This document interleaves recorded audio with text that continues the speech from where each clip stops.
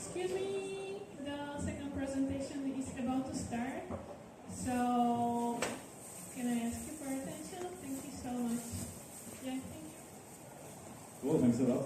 Cool, so my presentation is going to be just 5 minutes and then we're going to switch into workshop mode. So, first of all, before getting started, how many of you know what these three letters mean? Okay, around like 50%. And how many of you know about crypto, Ethereum? How many of you hold any cryptocurrencies? Nice, amazing. Cool, so I think crypto opens up the door for a lot of different use cases, and one of them is organizing in a global, censorship-resistant, almost real-time, immediate way. So historically, if you want to organize with someone, there are a lot of barriers. So for example, let's say you want to set up a company. There is bureaucracy involved. You have to do a lot of different things. You have to go to like different places in the government. A lot of paperwork, a lot of frustrations. And if you want to organize for stuff like, for example, let's say we want to create like an organization now for everyone that is here, and we just want to create it in like 5 minutes. And then we want to have like a very flexible kind of organization in which maybe we give each of you guys like a token, like something that belongs to you, and then with that token you can do multiple things. For example, you can own part of this co-working space, or you can use it to enter the co-working space, or you can even transfer it to someone else as if it was like a membership sort of like asset. And so the concept of DAOs came in, I think, around 2014, and it stands for Decentralized Autonomous Organization, and that's a concept that you're going to hear about a lot in the coming years. But I think there is a better way to call it. I think DAO is quite a technical term, like people don't really get it, and for a reason, because like, why is it decentralized? Why is it autonomous? How is an organization autonomous? Like, organizations are made of people. Isn't that the whole point? That they are not autonomous, that they involve people for them to work. And so I think that there is a better way to call these things. And so I think that way is something along the lines of software-defined organization. So if you look at the previous world, you have these companies, you have these organizations, and they are defined by bureaucracy, they are defined by legalist text. So when you incorporate a company, for example, how many of you have like incorporated a company or non-profit or something like that? Okay, it's a painful experience. Like you have to engage with lawyers, because also the law is not something clear. Like it is not something algorithmic. It's something that is very subjective, right? And so you have to like engage with lawyers for them to explain to you how it works. And basically, you end up having this huge stack of paper that defines how your organization works, defines who are the members, defines which powers do they have, defines all of those things. And then they are like local, like you open like a company here in Bratislava, and if you want to operate or transact with someone in India, for example, like you probably have to open another company there, or you have to sign an agreement with them. It's just like extremely cumbersome. And when I was 15, I wanted to create my first company, and I realized all of this, and I was like, fuck, like, if you had something like internet-based organizations, you wouldn't have this problem. You would start an organization here, invite people over the internet, because the whole kind of thesis is if you are able to send data packages across the internet immediately, why cannot you share membership? Why cannot you send tokens? Why cannot you send, like, for example, stuff like shares in a company? Why cannot do all of those things immediately in the internet? And there are multiple reasons why that wasn't the norm, but now this is changing thanks to software-defined organizations. So there is a concept in crypto and blockchain that is called a smart contract. And so a smart contract basically encapsulates a contract, but instead of being written in like English or any other language, it's written in computer code. So for example, a contract can be a payroll contract. It can be that you have a salary, and each month you are going to get, or each week or each day, you are going to get paid. And so you can write computer code that does that. And then there is no way for any of the parties to actually breach the agreement, because it's computer code and it's run on this decentralized network called Ethereum, which ensures that the code is actually running as it is intended. And so I don't want to go like too much into the kind of technical philosophical things. I just want to see, like, for you guys to see it yourselves. So I think another way to call it is like a smart organization. Like, you know, you have smartphones and you had like phones before, and they couldn't do a lot of things, right? And you had like 2 or 3 things you could do with a normal like dumb phone. And now you have smartphones. We open the door to like a bunch of things you can do. It's basically like anything you can dream of, you can create an app for it on a smartphone. And so we're kind of doing the same thing, because the cool thing about software is you can customize it however you want. You can think of like Lego pieces that you know, they are like very basic pieces. You put them together, you build castles. Like, just watch what kids build when they play with Lego, right? So I think it's kind of the same thing. Like, you know, you have all of these components, and you can put them together, and you can create very advanced organizational structures. So we're going to get into a little bit of the product, and then what we're going to do, like my goal for this workshop is I want you guys to install an Ethereum wallet. I want you guys to... Is it working? Okay. Dat ik aan glitch zitten. Hi.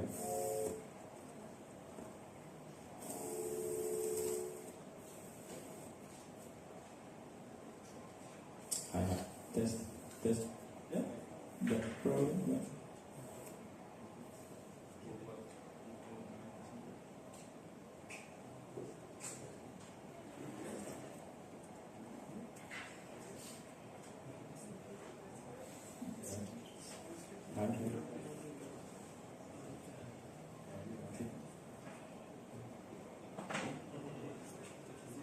Alright, we're gonna do like a small... Hi.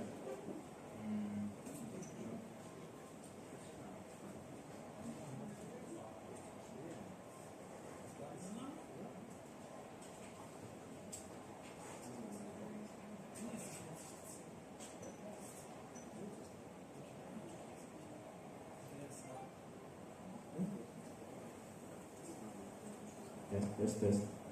Okay, yeah, okay. I'm okay. Okay, I don't know. We'll just get going and... okay. That's it.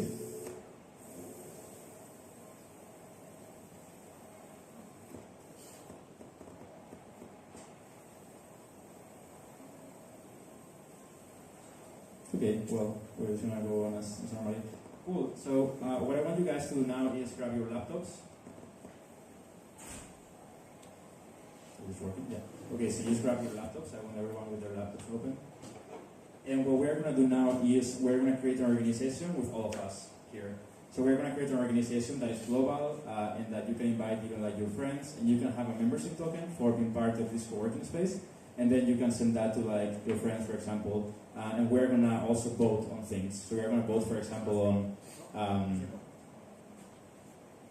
It's kind of a random thing, but we could vote on whatever new color these walls are going to be painted, which I think probably they shouldn't be painted again because they are beautiful in black. But we're just going to go through that, and for you guys to see the beauty of like basically setting up an organization in 5 minutes, and then having like, I think we're like around 25 people or 20 people using the organization like almost immediately.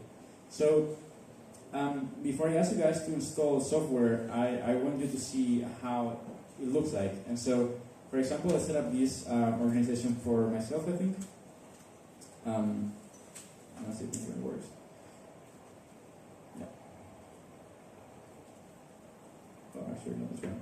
Yeah, so basically how it looks like, it's something like this. So instead of like, a traditional organization, you have like all of these crazy paperwork, and then if you want to know how it works, you really have to dig in, and you really need some sort of like lawyers to translate that to you.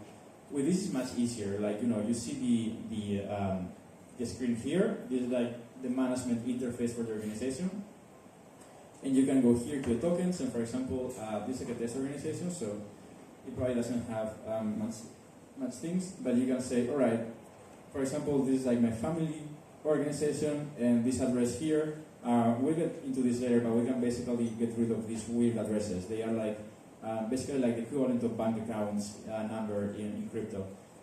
And you can also see the votings that have been going on in that organization, so like the decisions that have been taken. So for example, creating new tokens, inviting new members, creating new payments, You can also check the balances of that organization, so the finances that it has, this is sort of a bank account of the organization, so to say. And the beauty of it, you can audit how everything works from this interface here. So you can say, for example, who is allowed to create new payments on this organization? Who can actually withdraw money from it? And you can see that the only entity that can actually do that is the voting app. So that means that in order to get funds out of the organization, you have to go through voting, and members have to participate. There is no single dictator that can say like, yeah, fuck it, I'm just not taking my money and go away. That's impossible because it's defined in the software, so it cannot be modified. And then in the future you can also install apps. So you can basically say, yeah, I want to install a payroll app. So I want to pay my employees. I want to just fill the finance app there in the left with some money for the year, and then I'm going to let my employees withdraw money whatever they want. And the cool thing is, since this is like a smart organization, you can automate a lot of things. So payroll in a traditional organization, there's a human that has to go every month through like every employee and pay them.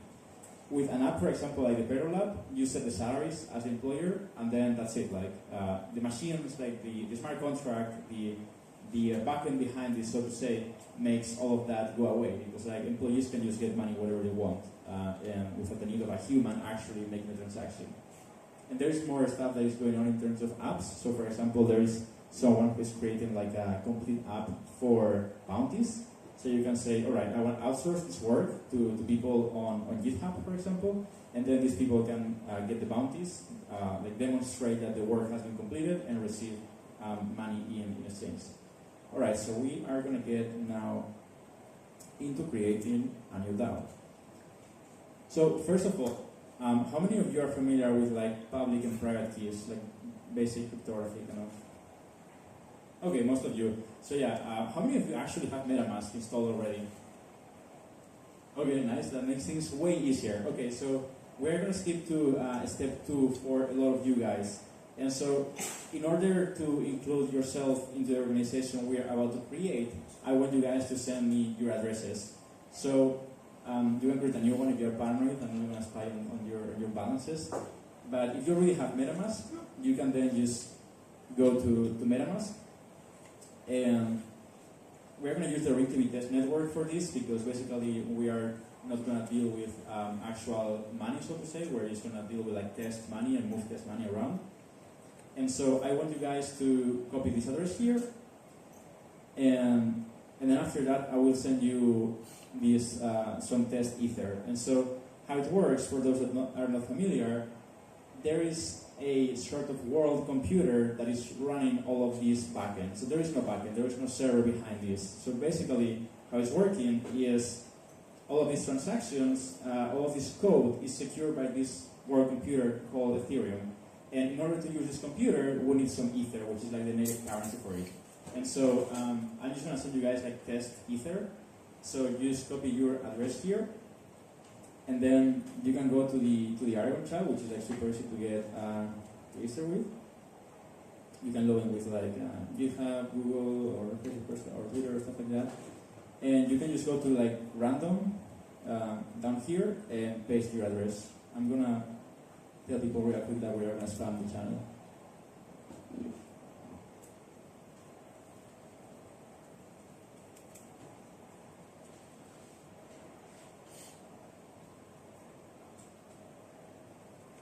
Cool. So the guys that already have MetaMask installed, you guys can already just paste your addresses here, and I'm going to send you test ether, which is very useful for trying out apps in Ethereum and stuff like that. Any questions so far for the ones that already have MetaMask on how to do this? Okay, easy. So, now for the ones that don't have MetaMask installed, so how many of you don't have MetaMask installed right now? No one? Okay. So everyone has MetaMask? Okay, one person. You don't have MetaMask. You don't have a laptop. Okay, that's kind of an issue. Yeah. We'll try to include you virtually in this DAO. Okay. So then, if everyone has MetaMask, I just want you guys to send the address on on the random channel. Okay, they are incoming. And so now what we are gonna do is we are gonna get started with the flow of creating one of these organizations. And before that, I'm gonna send you. Okay.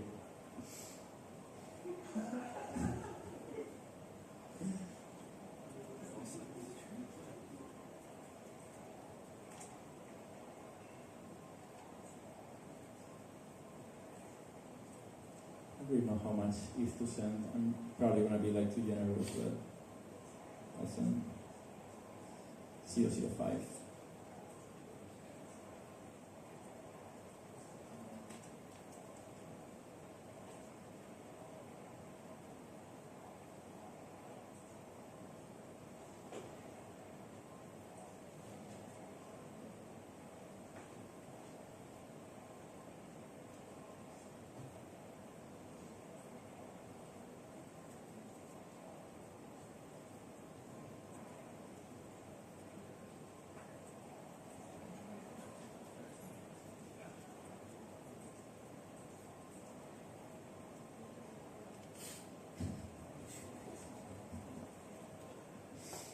Yeah, BitConnect wasn't a good. I'm sorry.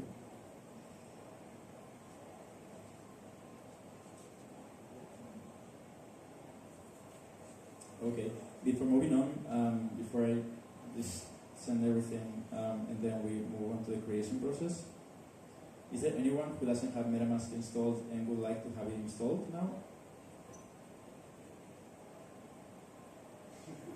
Nice. In that case, I'm just going to send this and we can move on. Cool, so with this Ether, you're going to be able to interact in this test network, and we are just going to go ahead and create a new decentralized organization. And so, for that, we're going to go to the front end here. We're going to select the RingTV network, the test network, as I said before. And the process is very, very simple. So basically, in the first step, you go to create your organization. You can also browse them because they are all transparent by default. And so, for example, if you're curious about some of the organizations, for example, the A1 organization, which is the Aragon one, is one of the development teams working on Aragon, and the one that I work for, you can just go here to main.aragon.org and then A1, and you can see everything that's going on. So, like, for example, you can go to our finance app and you can see, there was some bonus here for some employee, or there was some payroll that we did that day. So everything is very transparent by default, which in some cases is not okay. In some others, you actually want this transparency and this accountability. So it makes a lot of sense. And so we're going to create an organization. So here we have multiple templates. Right now, the number of templates is fairly limited, and we're working to have. There's a minimum of 0.1 liter to create. Yes, for creating, I think it's like 0.1, I'm not really. It's it probably costs way less, but we haven't probably updated that. Yeah. You send us only 0.0. Yes, because, exactly. Because I'm not gonna, so you guys are not gonna create it, I'm gonna create it and then invite you guys.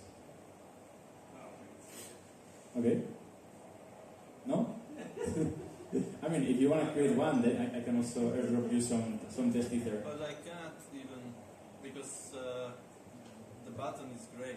Yes. So don't follow what I'm doing. So what I'm gonna do is I'm gonna create it myself. You guys are gonna check out how it works, and then I'm gonna send you tokens for this organization. So I'm gonna be like the dictator that creates it here, and then I'm gonna send you guys. I'm gonna include you guys because if everyone creates their own, then we're gonna have 20, and we're not gonna be in any single organization. What I want to do is create one with all of us, basically, very inclusive kind of setup. But why cannot I create, technically? I mean, Say again? Why cannot I create it technically? Because I'm on Greencubie. You have to enable your MetaMask. I have. Do you have 0.1 RingTV ETH? You don't have 0.1. It's probably that. Yeah. Greencubie testnet. It's unlocked. Okay, let's invite you first to the organization, and then we can check that out. And I still cannot create it. Naszek unlock and enable. Nie, musisz zintegrować z platformą. Cool. Let's check if there's more. Teraz to zostanie shadow. Yeah, check my link. Yeah, some Okay, I will send some other testing for this person whose family is starving. It's a good cause.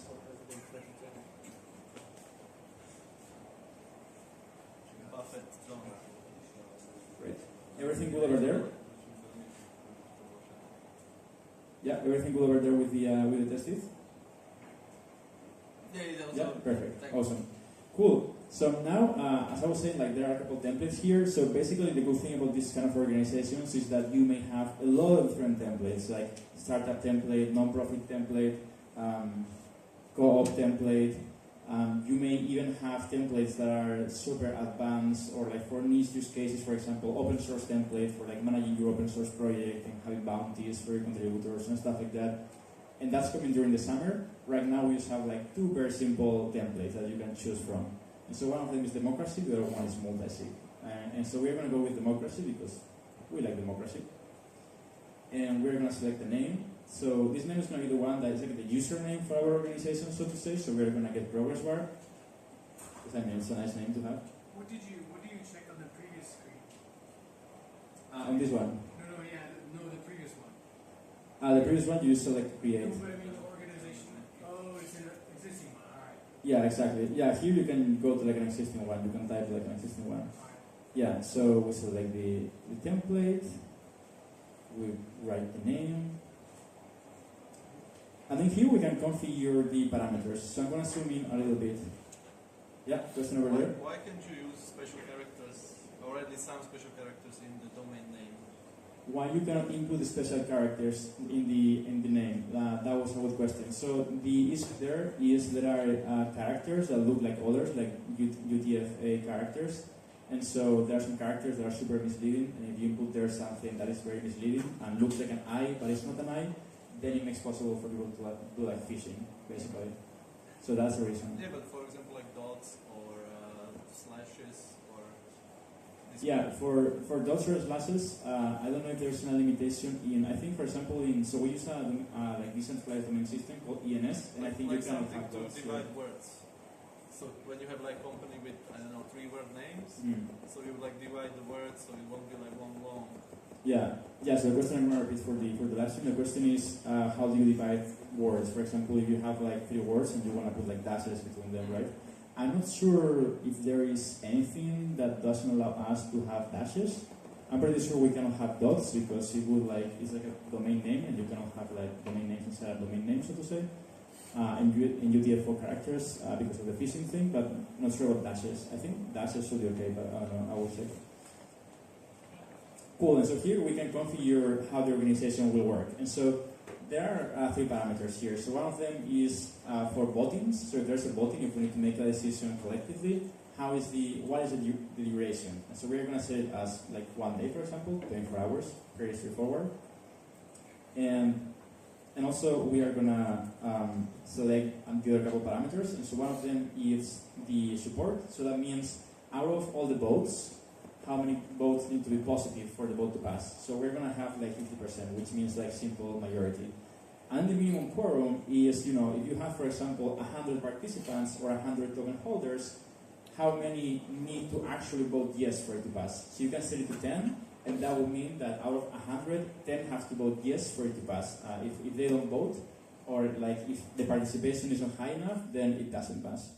We're going to set that to 0 because we're just going to have like simple majority without that requirement. And then here we put like the token name and a token symbol.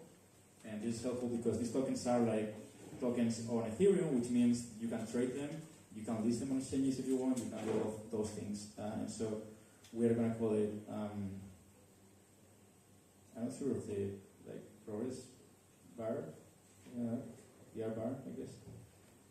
And we're going to call it Progressbar token. Cool, and so now we are ready, and we're going to have to sign a couple of transactions. And so what this does is basically we're paying this world computer for the computing power in order to create this smart organization. And so we are just going to sign the first one. And the cool thing about the blockchain, which is this world computer, is that it takes time to do things. So we're just going to have to wait like 14 seconds. And yeah, this one pops up now. That was pretty fast. We confirm again. And then once it's done, it's created, and we can start interacting, and I will start giving you guys tokens and control over the whole organization. So now we use wait a little bit. It's done. Yes, it's done. And so now we can get started. Nice. Okay, so in like 3 minutes, we have our organization created. So that wasn't possible with like prior organization systems. So that's very cool. And then here we can check that like it's a democracy, because we can go here to the finance app, for example, and we can say, all right, like the only way to create payments is via the voting app, for example. And what we're going to do now is we're going to request some test tokens. So we have some like, fake assets to play with. So we're going to request them a couple times, and let's see which ones do we have. And so now what I'm going to do is first of all, I'm going to invite you all. And so once I invite you to have tokens, what's going to happen is I'm going to lose dictatorship power, because right now, even if it's a democracy, I'm the only one that has tokens. So therefore, I can do whatever I want. So the moment that I'm going to start inviting you guys, I'm going to lose control of it.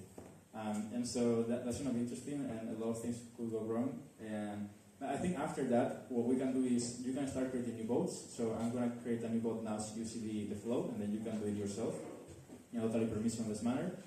So there are two kinds of boats that we can do with this voting app. One of them is simple questions. So for example, something like, do you like BitConnect?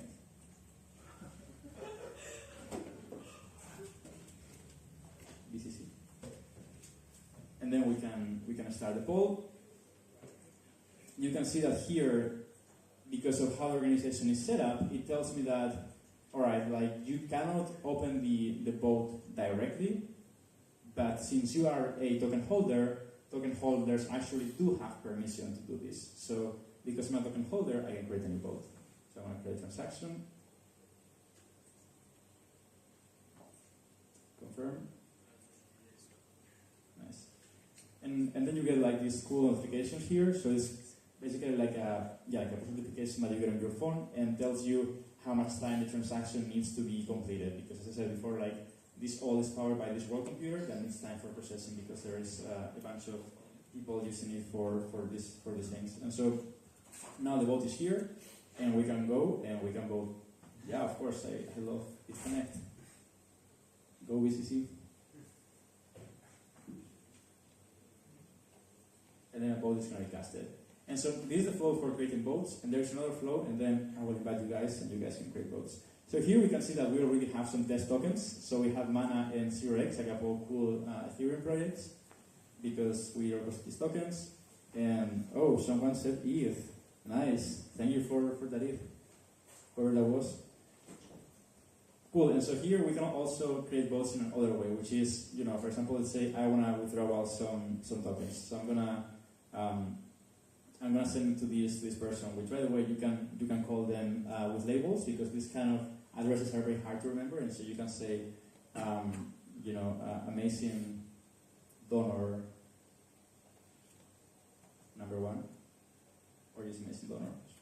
We don't have a lot of donors on Earth. And then we're gonna get this donor here, and we are gonna send back some tokens. So for example, we're gonna send back some. We're gonna just send back the ETH actually, or some dollar token, some 0x. Okay, I don't know if you fancy that one. And we're gonna say thanks for the ETH. And so now what's gonna happen is it's gonna tell me, hey, like you don't have permission again to like do this, because you just cannot unilaterally withdraw money. So as a token holder, however, you can open a vote. And if the vote passes, then that action will actually get executed. So we are going to switch it here. If this goes well, we're going to create a payment of 6 0x tokens to this amazing donor for thanks for the ETH. So now we're going to send this transaction, and I'm actually not going to vote. I'm just going to invite you all, and you decide if we give this person these tokens or not. So now the interesting part starts. Oh, we have more people here. So, okay, I'm gonna give you guys more teeth. You don't need to send it to my address. Okay, which one is your address? This one. This one? and Okay. The last one. Okay, so I'll send to Yang. Oh.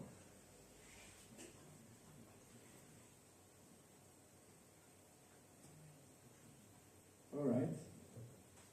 There you go. And now I'm going to invite you guys. So I'm going to add tokens here, and I'm going to start actually from the bottom.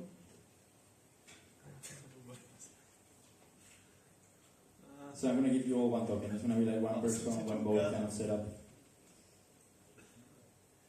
And you see, you will open a vote again. And so, in this case, I will be the one voting. And then after that, it will be basically all of you voting. Okay, so I'm just going to repeat this process for all the addresses.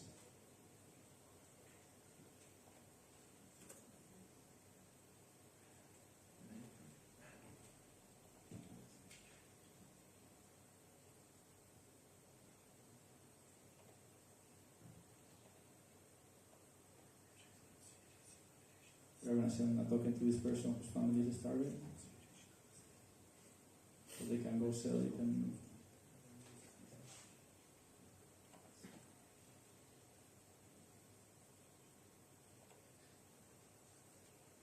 yeah, and so now you're not going to receive the tokens instantly because there is a voting, so we then have to vote. Obviously, if not, it would be like a dictatorship.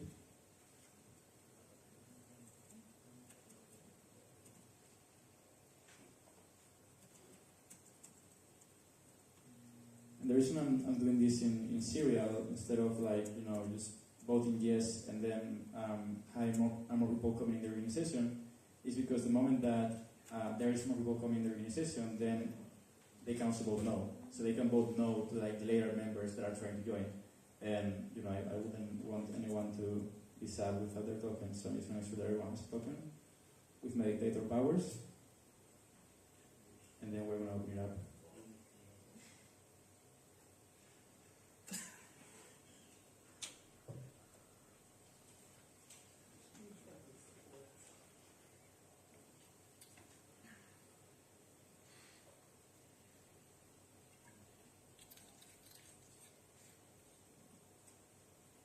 There's 3 more addresses.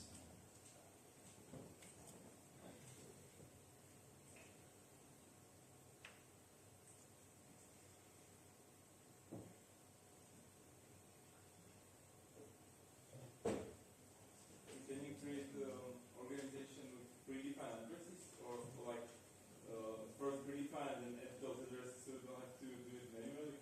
Yes, for example, in the other template that we have there, in the multisig template, you could write the people beforehand, but in this one you don't, like, you have to add them manually, which is something that we'll probably change in the summer because we are redesigning the whole working experience. Yeah. Cool. So this is the last address finally, and now I'm gonna vote on like a bunch of votes, and now it's gonna be your organization, not mine anymore. Cool, so then we're going to open the voting app. It's going to have like a bunch of votes that you guys can see. And now I'm going to start voting on approving all of your tokens. So let's vote.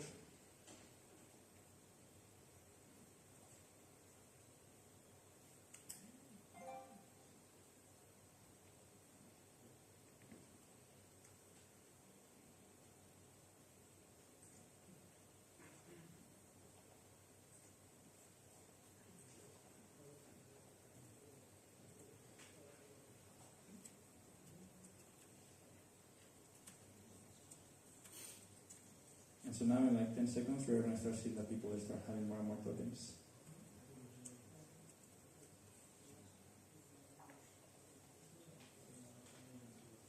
So now actually, I'm just going to stop here to see a token manager. Yeah.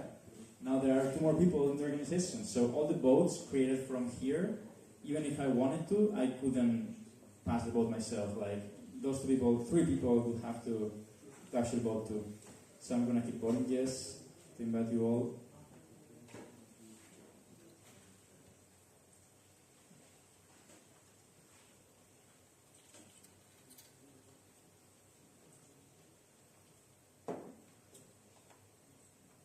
we're going to mint one token for the amazing donor, of course.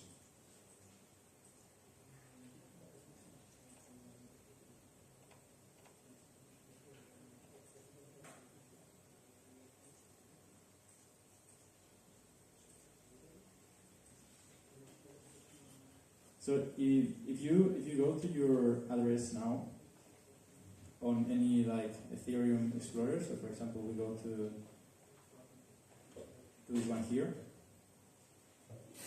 you're going to see that you have one of these PR bar tokens, so one Progressbar token, and you can transfer it to like whoever you want. Like it's just very instant. You can do it here with MetaMask. Like you can just select the token you want to send. And basically send it to whoever you want, or something like my crypto, which is another app that lets you do that. So there are like 3 more tokens that we need to vote for. By the way, you're gonna start opening votes now, and it will show up here.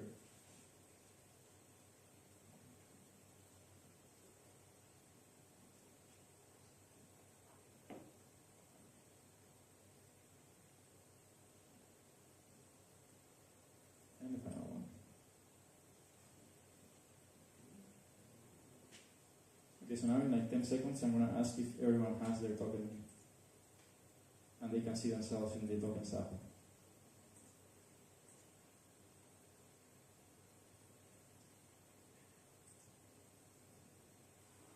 The cool thing also is that, as I said before, like you can add new tags. So you can say, okay, this person here is gonna be like Grumpy Cat, for example.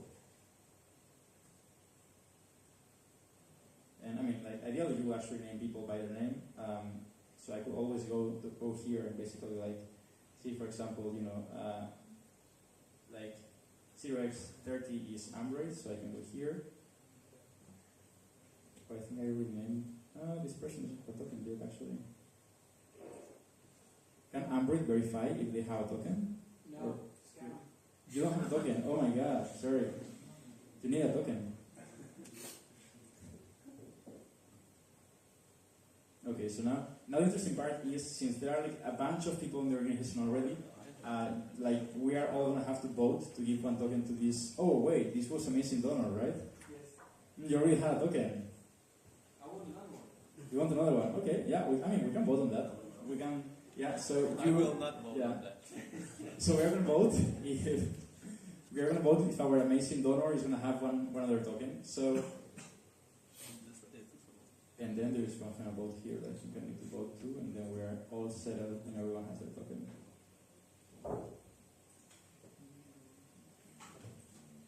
Yeah. So now when you vote, you are gonna see here in the panel that the status of like your vote. So for example, here we already have the voting open. So now, if you all head to the voting app, you should be able to vote on this one, which is we're going to mint one token or not for our amazing donor. So, you know, you can really vote whatever you want. I will not pressure you guys to either yes or no. And so here we can see the time remaining, and we can see the action that is going to be performed if the vote passes. And down here we see the support that there is for any of the options. And so, for example, I'm going to vote yes, because, yeah, why not?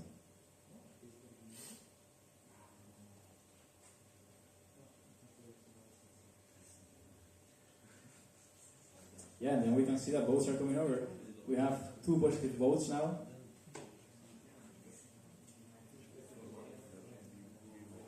And if more than 50% support is reached, so basically more than 50% vote yes, then the vote can pass. I can change my vote, so I can be like, no, I'm not voting for this anymore. Which, I mean, there are 4 positives, so I'm going to add some spiciness here, and I'm going to vote no now. Just for the sake of voting no.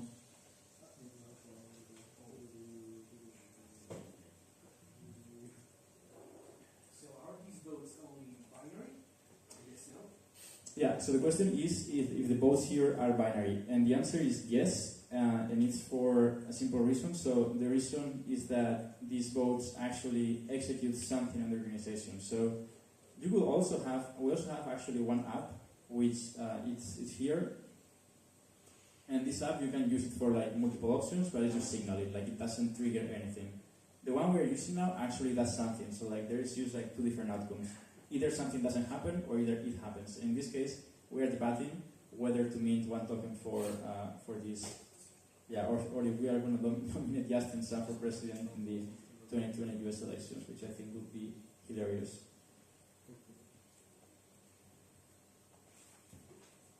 Now you may have noticed something interesting here in the voting app. And that interesting thing is you cannot vote in this one. Yeah, it's older than our membership. Exactly. So yeah, I'll repeat that for the live stream. Our amazing donor got it right super quickly. So the reason you cannot vote on this one is because it was earlier to your membership. So because you were not a member at that point in time, you don't have the power to vote on this. So what we're gonna do is we're gonna do like another one, and now you're gonna have the power to actually do this. So we are gonna see if we send tokens to Lugo Remo, for example. So you're gonna be the fortunate person who may get or may not get some mana tokens now. Oh wow, wow. Who is sending so much ETH? Amazing. Yes, it's you. Okay, that's fun. Cool. So now we're gonna withdraw some mana, like a lot of it, because you have to buy a lot of land. I only accept Tron. You only accept Tron. Yeah, I'm sorry we don't have. We do have BitConnect though, and if we press a lot of times to request test tokens, we are eventually gonna have BitConnect or test BitConnect. So we're gonna vote whether to send Lugo Remo. I'm gonna add a tag here. These are the votes. Who's Lugo Remo, by the way? Nice. Okay. You can also stay anonymous if you want. That's the nature of crypto. You can be like now. Cool. So now we're gonna have more votes here, and so.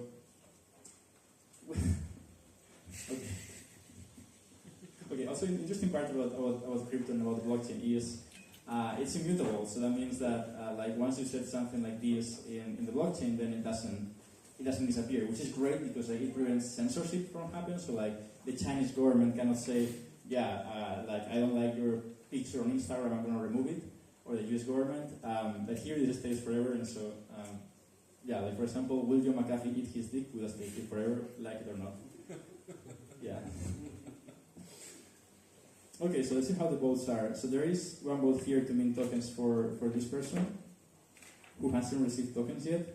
So we can vote yes for that to happen. That would be great. And then tokens for the amazing donor is like going there. And then we can try to actually like approve this, and so we can vote yes and see if this person gets the mana.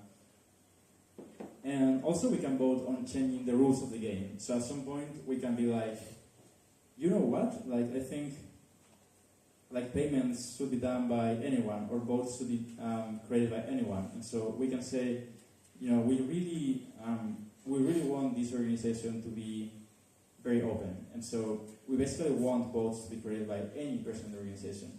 So now how we can do this is instead of just creating new votes to the token app, which has the token holders, so the members, we can say we're going to add a permission for, in this case, we're going to enable the voting app, and we're going to grant the permission to any account, to anyone, to create the votes. So anyone in the world doesn't even have to have a membership token, will be able to create new votes if this happens. Is this like permission model like understandable? Like some people have permission, some people don't have. You can, if you don't have permission directly, maybe you're a token holder and therefore you have permission to create like a new vote, and that happens. Okay. So we're going to add a permission now for this to happen, and again, it has to go through a vote, because in order to change the rules of the game, we also have to go through a vote. So we're going to create a new vote. And this is the last vote I'm going to create, and then I will just let you guys play with the thing. I don't even want to open the voting app now. Like, I don't really know what to expect.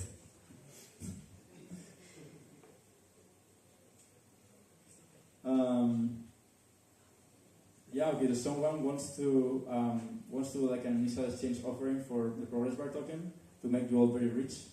So I think you should vote yes on that. Yeah, I don't really understand because there's it. Yeah, well, like this is really cool. Like you guys can really vote here for hours and hours, and it's gonna be a lot of fun. And then the votes like close in like a day. I think we should probably just put it like 1 hour because that would be a lot of fun. Nice. So something happened here very interestingly. So there was our amazing donor is trying to take over the organization, and so what he's doing here is he's trying to set himself as the permission manager of creating new payments on finance. So what that means is if you vote yes to this, which I will advise you not to, this person will be able to basically like manage the permission to create new payments. And so that means allocating that to someone else for them to create payments or to himself. So basically he will be able to withdraw money without any of your consent. So I advise you guys to vote no to that. Of course, because we know who it is. Of course, right. Yeah. He will buy all the shitcoins for the funds. Cool. Alright, so new votes keep coming in, but here I think I'm gonna do like a pause. I'm gonna just wrap up and then let you guys ask questions and continue playing with it. So coming back to this, yes, not to this, to this.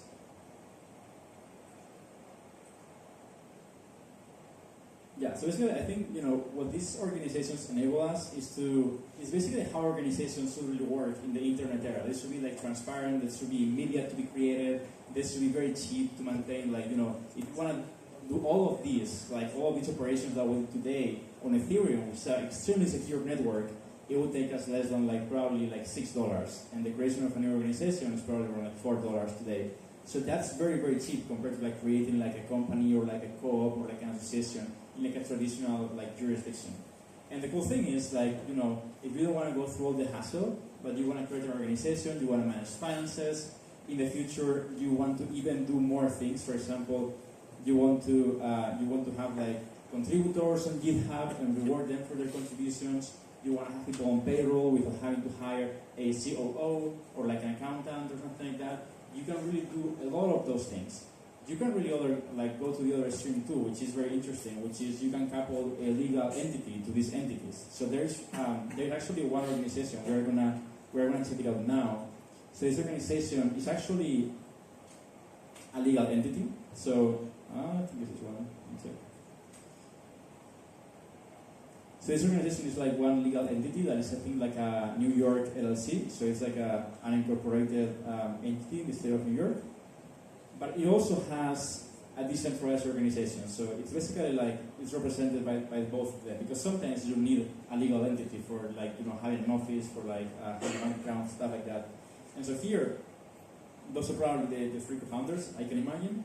And then they are making decisions here. So one decision is to give one token to the other person. They were thinking of upgrading the organization because that's a cool thing about these organizations. They are software, so they get software upgrades, and you can decide to upgrade or not. And so obviously they are opt-in because if not, it would be centralized. But you can opt-in into the upgrades or not. You can even code your own apps. You can say, I don't want to use this app. I want to use a slightly different one, and I will code my own. And you can do that. It's open source, and we can also share finances. So it's very cool because and this is on the main chain. This is actual value that is here. So I think right now there is more than $500,000 in DAOs, in Aragon organizations, and there are more than 500. And I think it's just something that makes a lot of sense to me. When I was 15, I would have loved to have something like this instead of having to create a traditional organization. So with that, I'm just gonna close off. So you can follow me on Twitter for more. I tweet a lot of organizations every day if you're curious to see more organizations like this. And also, if you're interested to work in this area, we have also job openings at Aragon One, which is one of the companies working on the Aragon project. So with that, I think we have some time to take some questions. So that's it. Thanks everyone.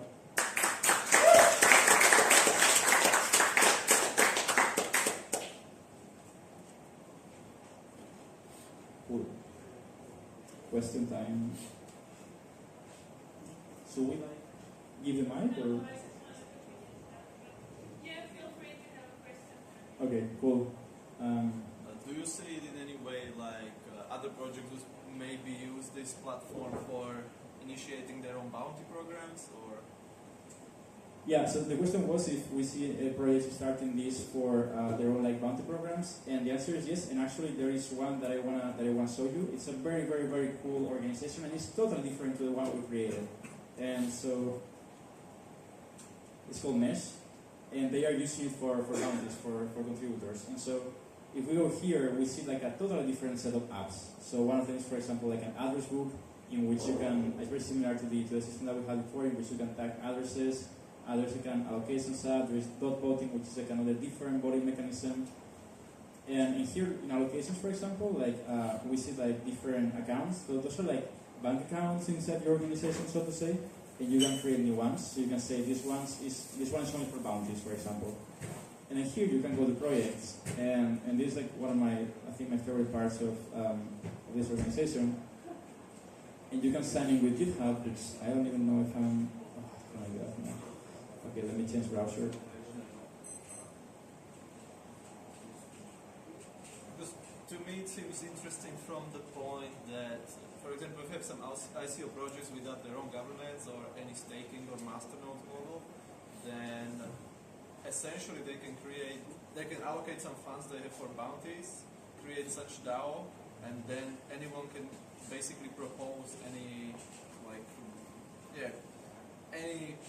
enhancing proposals for the projects, either marketing or developing, and claim some parts of the funds for the projects. Yeah, it's exactly like that. So basically, I'm gonna rehash this for the live stream. So basically, what Lugo Remo is asking is that like crypto projects or ICO projects or stuff like that can use this platform to actually incentivize enhancements into the core protocol. So they can say, if you enhance the protocol by like 20%, you may get some tokens. Yeah, so I'm going to log into this. Yeah, so here this is exactly the bounty thing that you were describing. So like you can go, for example, to these actually bounties that are being used, and I think the first one was given yesterday or 2 days ago, and you can see different issues that we have. So for example, those are issues, things that needs to be enhanced in the product. And so for example, we can go to this one, we can see a description, and we can see if there's activity or funding associated to them. So, and we have like different filters. So basically it's like GitHub on steroids, because you can give bounties automatically, and you can also configure the settings. So like, what is the rate per hour that like each of these contributors will have? What is the deadline for them to deliver these bounties? And it's just like a very powerful way for you to give bounties. Yeah. Is there a chance to incorporate privacy or more privacy into this whole thing? Or? Yeah, so the question was if there is a chance to incorporate more privacy into all of this. And the sad answer right now is not really. Like, there is a couple technologies, such as, for example, CKS narcs that are making blockchain privacy possible, but unfortunately that's possible just for example, like sending money around. Like this kind of complex interactions with smart contracts, we are not there yet. I hope we will, because it's one of the promises of the whole like crypto kind of thesis. Is there any incentive whatsoever to, there's a lot of front-end work that we want. Is there any incentive to maybe not migrate, but maybe possibly to use it with a different backend, different blockchain platform, let's say? Yeah, so the question is, because there's a lot of front-end work done here, if it's worth it to port it to like another blockchain platform. Yeah, so right now this runs on Ethereum, but it will work in any Ethereum compatible blockchain. So like Ethereum has a virtual machine, and any blockchain that has the same virtual machine, this will work perfectly. So you can port it over to any blockchain you want.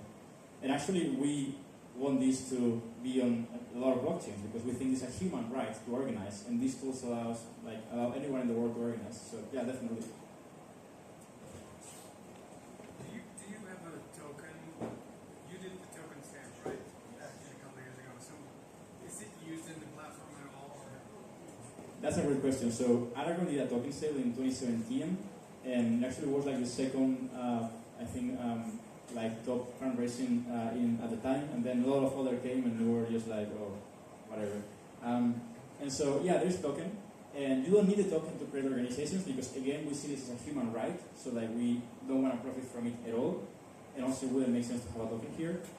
The way that the token works, I'm going to just open this real quick here. But the way the token works is called ANT, Aragon Network Token, is basically for the Aragon Court. And so we figured out that these smart organizations, these software-defined entities, are very powerful, but at the same time, you cannot encode every single human attribute in a smart contract. Like a smart contract, for example, doesn't know if an employee stole your laptop before leaving the company, right? Like, it doesn't know about that. It just knows all the things that are on-chain, the things that are in this world computer. And so our idea was like, all right, we're going to make decentralized organizations possible, but in the future, these organizations will need more of a human touch. And so what we're going to do is we are going to enable them to resolve disputes. We are going to enable them to go into a court, into like a law system, if you will. And so similar to how today you go to courts to like resolve disputes, you're going to be able to do the same in the digital world. So we have the Aragon network, which we call the world's first digital jurisdiction, and you will be able to open disputes. You will be able to, apart from these contracts, you will be able to also specify like human readable contracts. Like for example, if I have an employee, for example, I can say, all right, the payroll is going to be automated, but then I'm going to write like another contract in which I have like you know, the employee cannot just steal the company's laptop, for example. And if an employee does that, then I can remove their collateral. I can remove the money that they put into the agreement. So for example, let's say when they start working with me, they put like €1,000, and then if they return the laptop, everything's okay. If they do not, I can take those €1,000 because I can open a dispute, I can provide evidence in the court, and the court is going to rule on my favor. And the cool thing is that this court is based on crypto-economic incentives, and it's decentralized. It's basically the same way that like Bitcoin miners work. Like you can be a miner anywhere in the world, and you don't need any title. Here's going to be the same. Like anyone is going to be able to be like a kid in like Botswana will be able to participate in the court if that kid has a lot of skills, like you know, reading evidence and providing judgments. So that's why ANT is needed there. First of all, I love your idea. It's awesome. For since the beginning, I think. So, however, this idea regarding the justice system. So, you said that even a person in Africa could be, you know, deciding what is good and what is wrong.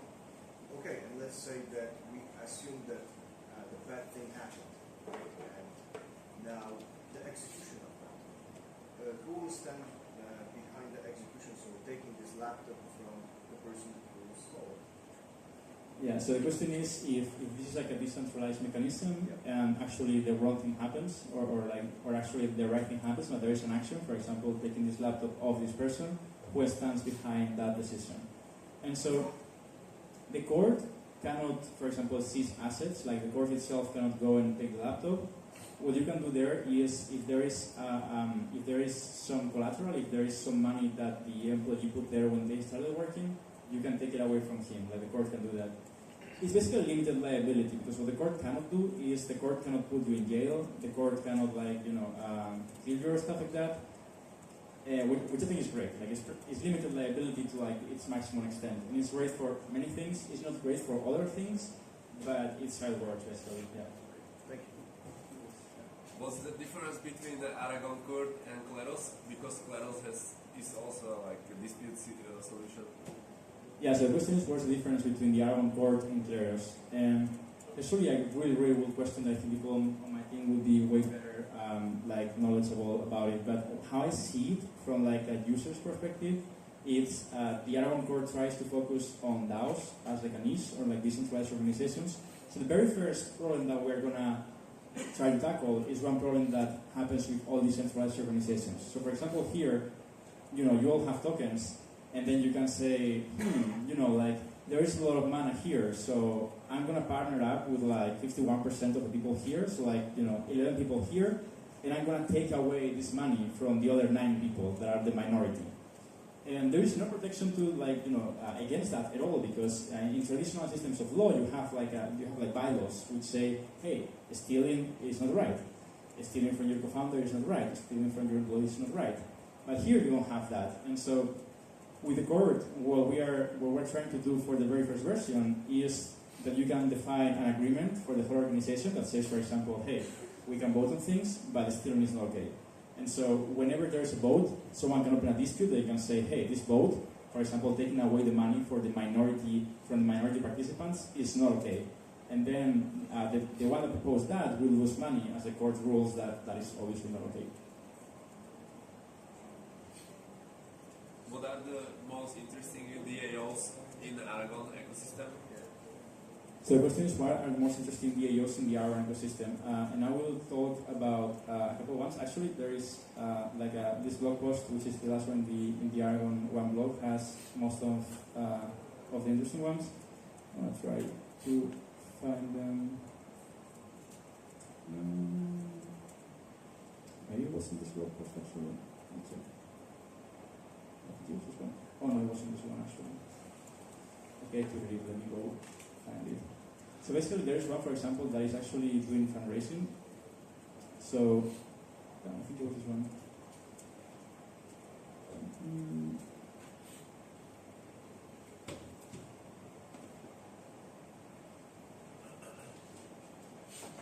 Yeah, I think it's okay. No, this one. Well, I'm just gonna go through them. So one of them is BlankDAO. So BlankDAO is basically this DAO here, blankdao.org.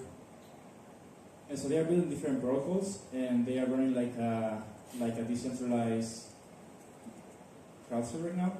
More like a donation mechanism for people to be a part of apply for membership for this. And so they run projects, for example, so Bright ID, which is like an identity solution on Ethereum. They are running another sort of like open source projects, and you can see their DAO here. Like you can just go here to BlankDAO, and it's probably the biggest DAO, so it takes a while to load because everything here is decentralized. There is no caching server whatsoever. So you go here, it may take a while, but that's one of them. There is one that I saw before that is called Mesh, and that they are doing like bounties and allocations for different like contributors and community members. There is like we have our own DAO, which like we use every day. So like if we go to A1, well, there's this one as well. We go to A1. There's like we actually have some analytics on like a lot of them, and so here you can see there are like. I mean, the good thing is most of them I actually don't know. Like for example, this one personal tokens. I guess someone is trying to. Oh, this was super interesting. Someone was selling their personal tokens. So like someone issued personal tokens, I guess for their time or work or something, and they were selling it on a decentralized exchange. So you can say, hey, I'm gonna like do a token sale of myself and my time. And I think someone was doing that. And we don't know because these tools are pseudonymous, so like we don't know how people are using them really. But we saw that on chain and we were like, wow, interesting.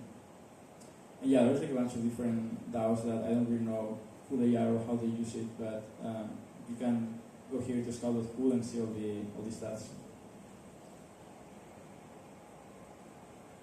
More questions?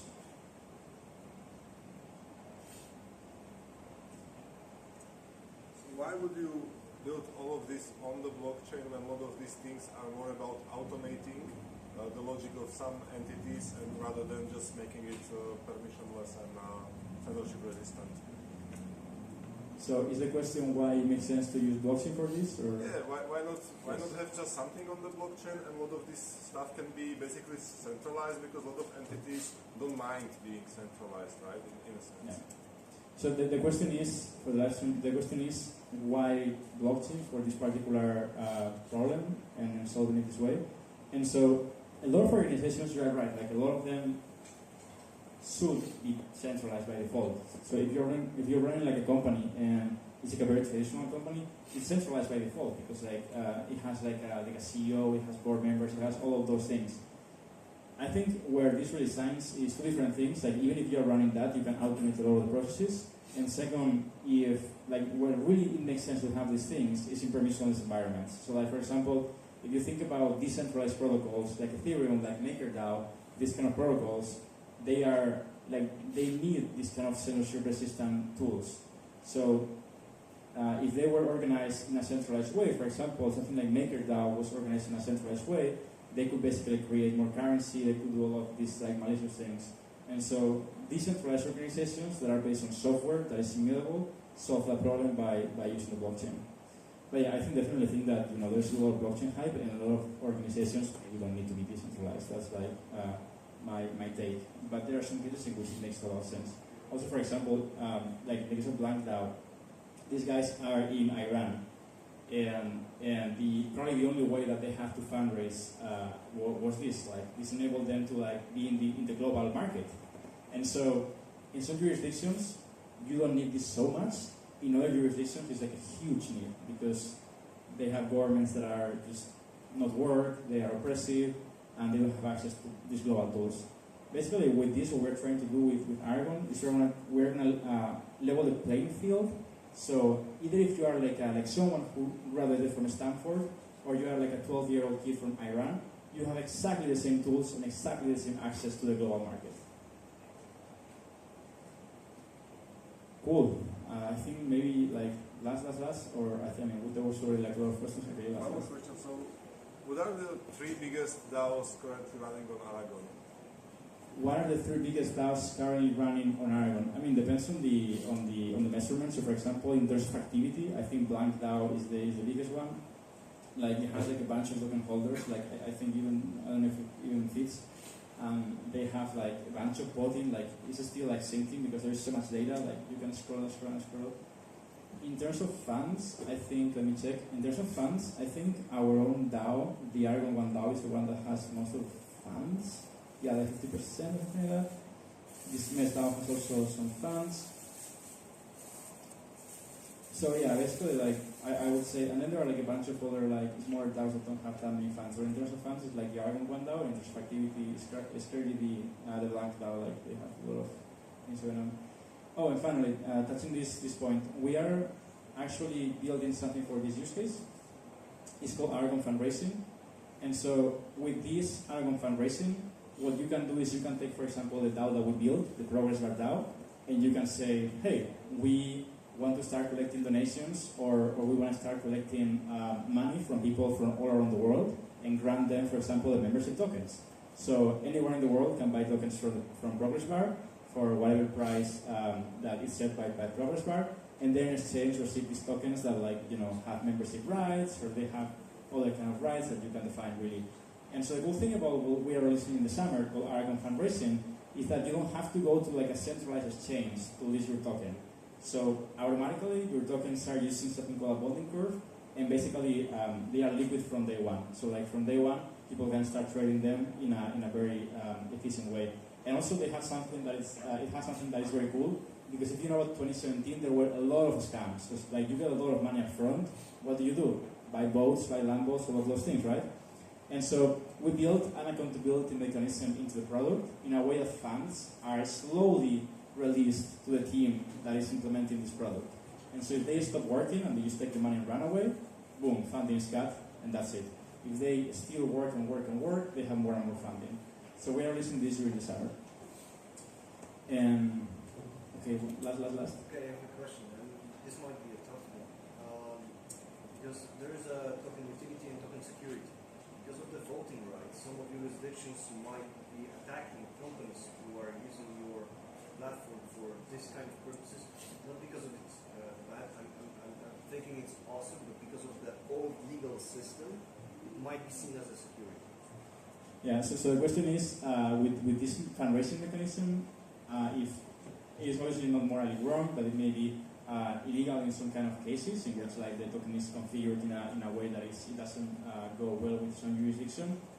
And so, I mean, you can really, a lot with like Ethereum. It happened with Ethereum a lot of times, and that's one of the things with this technology, right? I think the cool aspect of this app is that, and I don't want to get more into like kind of the legal stuff because I'm not really a lawyer, but what I know is that we're building these accountability mechanisms. So whatever it happens is at least not going to be like scams that are, or like we are reducing the possibility of that happening.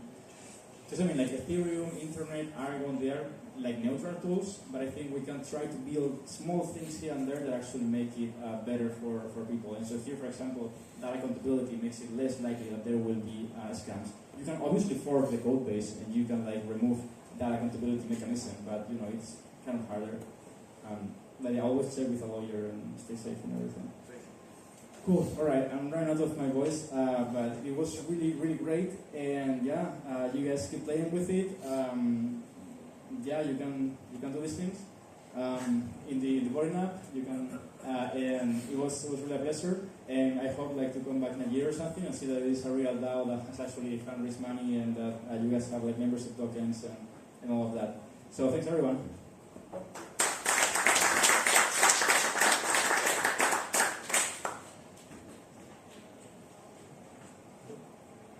Thank you so much, both speakers, for the presentation.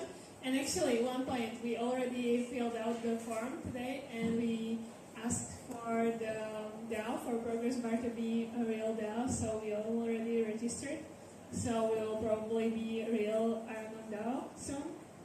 And feel free to talk and chat with those guys, as they come from, the Geoncast came from Poland, and those came from Switzerland, so they are very special for us, and we are very happy that they came over. And that's pretty much it, and thank you.